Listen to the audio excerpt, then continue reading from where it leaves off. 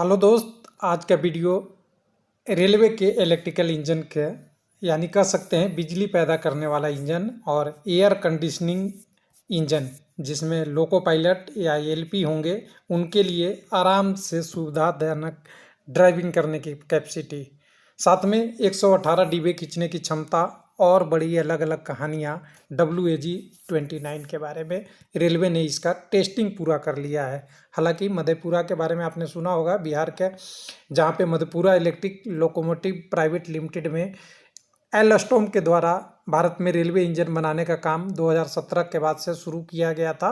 धीरे धीरे 18 में पिकअप किया और उसके बाद से प्रोसेस लगातार जारी है। लेकिन इस इंजन की खासियत अगर देखें तो सबसे पहले डब्लू से क्या जानते हैं, आप लोग जानते ही होंगे। WAG-12 में डब्लू का मतलब है ब्रॉड गेज, यानी वाइड गेज भी कई जगह इसे बोलते हैं। यानी जो हमारी 1675 mm की पटरी होती है उस पर चलने वाली पहली तरह का ये इतनी 1200 HP का लोकोमोटिव है इंडिया का।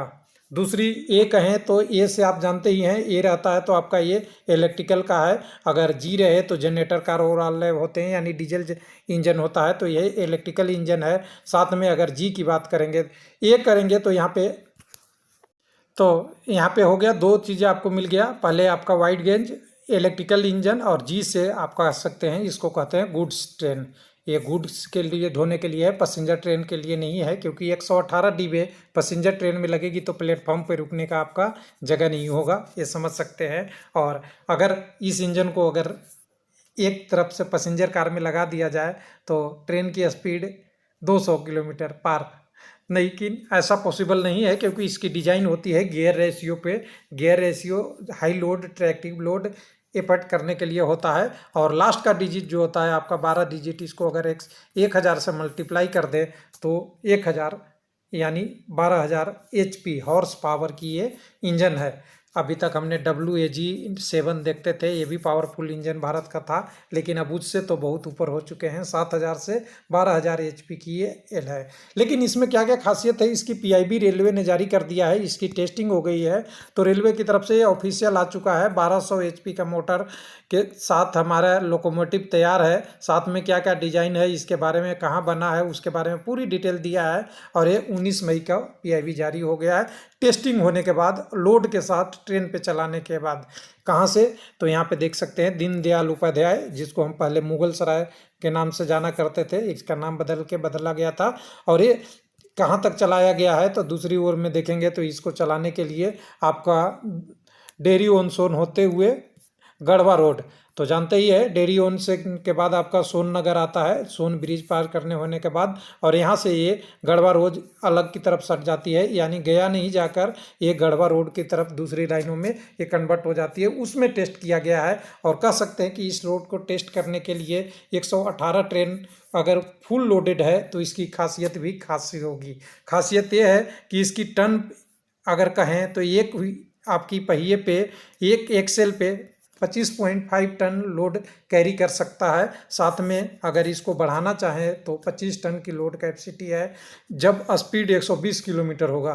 तो एक चीज़ और आपके लिए जानकारी के लिए बता दूं, अभी रेलवे की एवरेज स्पीड करीब करीब 25 से 35 किलोमीटर पर आवर है मालगाड़ी की टर्म में।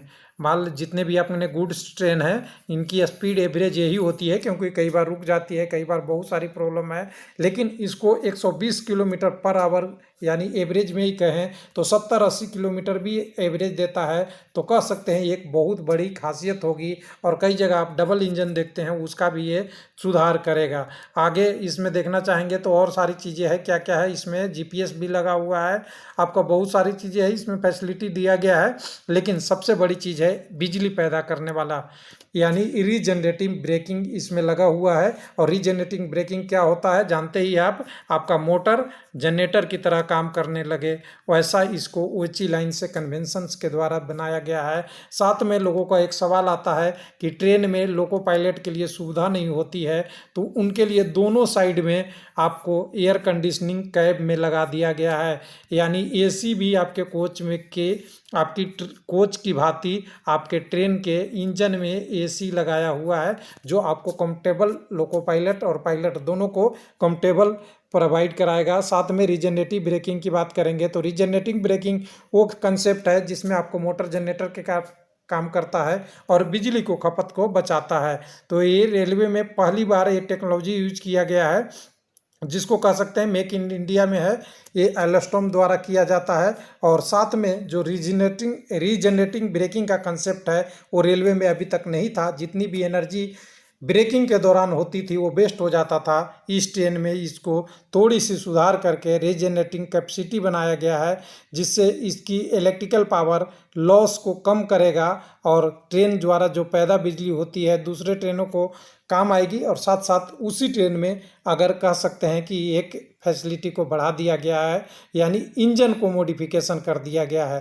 तो ये पूरी चीज़ें देखेंगे तो सारा चीज़ें आपको यहाँ पे सारा डिटेल एक एक करके इन्होंने दे दिया है।